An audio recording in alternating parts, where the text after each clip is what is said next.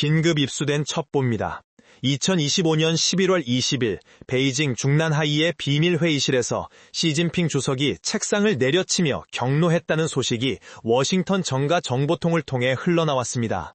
중국 상무부가 야심차게 꺼내든 히토류 수출 통제라는 최후의 카드가 대한민국이라는 거대한 방패 앞에서 휴지 조각이 되어버렸기 때문입니다.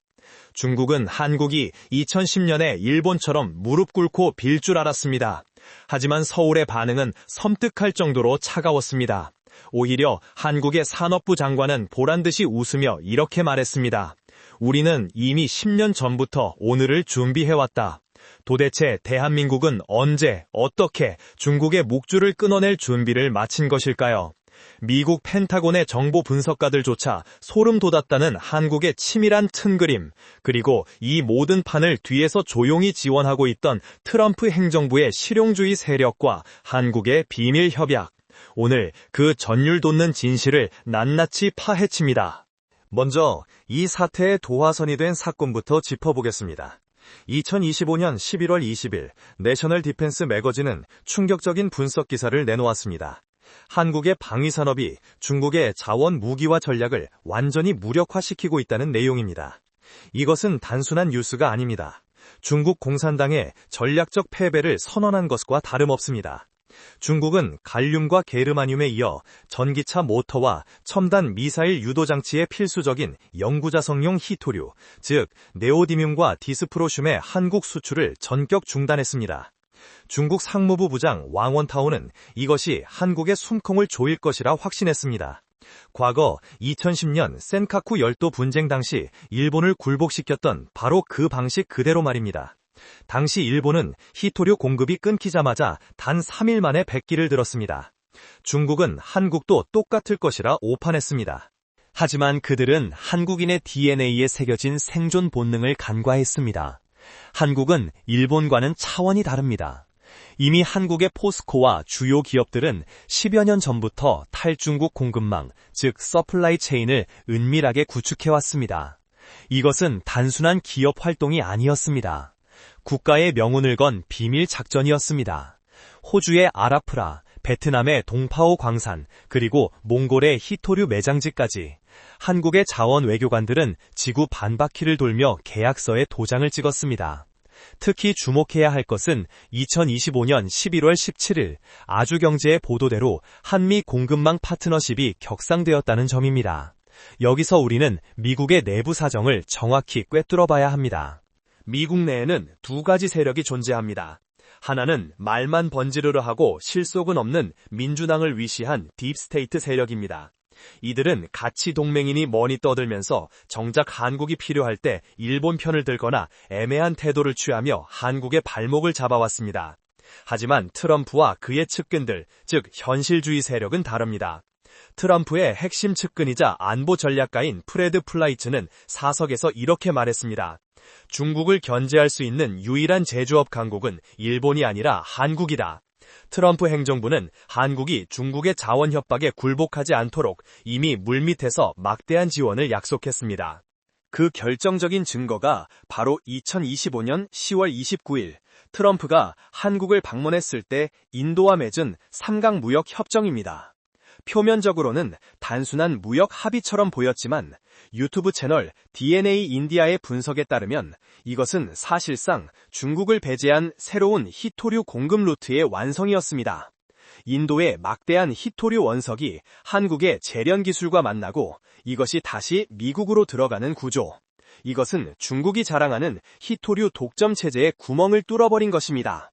트럼프는 한국의 기술력이 자신의 미국 우선주의, 즉 아메리카 퍼스트를 실현하는데 필수적이라는 것을 정확히 알고 있습니다. 반면 딥스테이트들은 여전히 환경 규제니 인권이니 따지며 중국산 저가 저원에 의존하려 했지만 트럼프는 한국과 손잡고 판을 완전히 뒤집어버린 것입니다. 더욱 놀라운 것은 한국 기업들의 기술적 반격입니다. 중국이 자원을 틀어지자 한국은 아예 히토류를 쓰지 않는 기술을 개발해버렸습니다. 삼성전자와 LG전자는 히토류 없이도 고효율을 내는 페라이트 모터 기술을 상용화 단계까지 끌어올렸습니다. 또한 도시광산이라 불리는 폐자원 재활용 기술에서 한국은 세계 최고 수준입니다. 폐배터리에서 리튬과 니켈, 코발트를 95% 이상 뽑아내는 기술은 중국조차 흉내낼 수 없는 경지입니다. 이것은 마치 석유가 없으면 물로 가는 자동차를 만들어버리는 격입니다. 중국 관영 매체 환구시보는 한국이 허세를 부리고 있다며 애써 불안감을 감추려 하지만 실제로는 베이징의 고위 관료들이 한국산 대체 부품을 구하기 위해 뒷구멍으로 연락을 취하고 있다는 첩보까지 입수되었습니다. 일본의 반응은 어떻습니까? 니케이 아시아는 사설을 통해 한국의 탈중국 속도가 일본을 훨씬 앞질렀다며 일본 정부의 무능함을 질타하고 있습니다. 일본은 여전히 쿼드니 뭐니 하며 미국의 딥스테이트 세력 눈치만 보느라 실질적인 자원 확보에 실패했습니다. 하지만 한국은 철저하게 실리를 챙겼습니다.